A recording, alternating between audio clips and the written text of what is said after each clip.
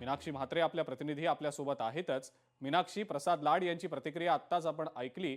प्रसाद लाड स्पष्टपणे म्हणतायत की पारदर्शक सरकार मुख्यमंत्री चालवतायत आणि त्याच अनुषंगाने हा राजीनामा घेतला गेलेला आहे। पण धनंजय मुंडेंच्या संदर्भात ज्या वेळेला चर्चा गेल्या काही काळापासून सुरू आहे की जर कोकाटेंची एक्झिट झाली तर धनंजय मुंडेंची एंट्री होऊ शकते मंत्रिमंडळामध्ये।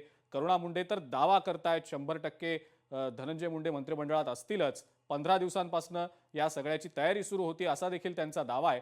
खरंच या दाव्यांमध्ये तथ्य वाटतं आणि कदाचित या गोष्टी भविष्यात घडू शकतील किंवा शुक्रवार नंतर कदाचित घडू शकतील असं वाटतं?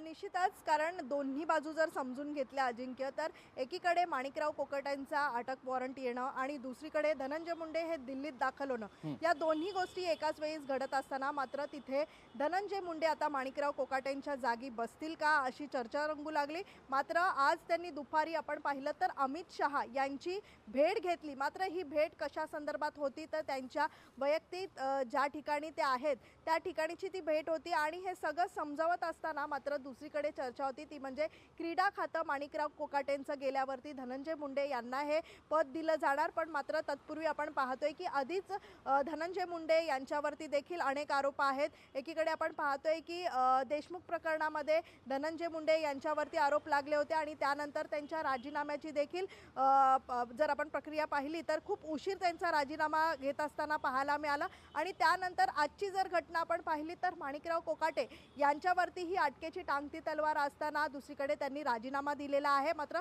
शुक्रवारच्या सुनावणीच्या पूर्वीच हा राजीनामा होत आहे, त्यामुळे शुक्रवारी एकंदरीतच जर उच्च न्यायालयामध्ये नेमकी सुनावणी जर त्यांच्या बाजूनी लागलीच तर मात्र काय नेमकं अजित पवारांच्या पक्षाकडून निर्णय घेतला जातो का, मग महायुतीच्या सरकारमधना स्वतः मुख्यमंत्री देवेंद्र फडणवीस हे काही वेगळा विचार करतील का, हे सगळं पाहत असताना मात्र शुक्रवारची सुनावणी ही महत्त्वाची असणार आहे। कारण अटक वॉरंट निघतो एकीकडे तर दुसरीकडे माणिकराव कोकाटे हे लीलावती रुग्णालयामध्ये तब्येत ठीक नसल्यामुळे ॲडमिट होत आहेत। मात्र असं असताना आज अजित पवारांनी देखील माध्यमांशी कोणतीही बातचीत केली नाही, पण त्यानंतर स्वतः अजित पवारांकडे माणिकराव कोकाटे यांचा राजीनामा सुपूर्द करण्यात आला आणि त्यानंतर मुख्यमंत्र्यांनी ही शिफारस जी आहे ती मात्र राज्यपालांकडे दिली आणि राज्यपालांनी ही शिफारस मान्यही केली।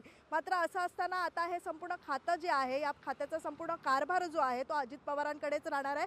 सध्या जर आपण पाहिलं तर अजित पवार याआधीही बीड जिल्ह्याचे पालकमंत्री आणि तिथली सगळी सूत्र हाताळत आहेत।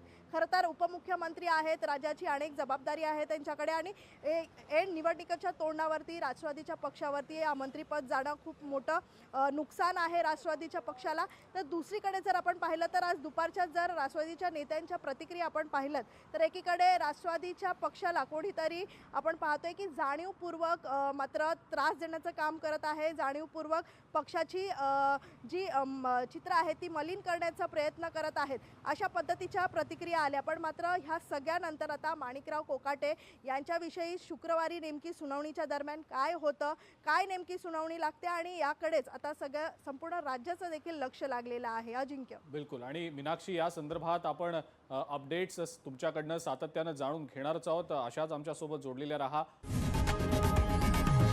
लोकशाही मराठी ऐका, पहा, जागरूक रहा।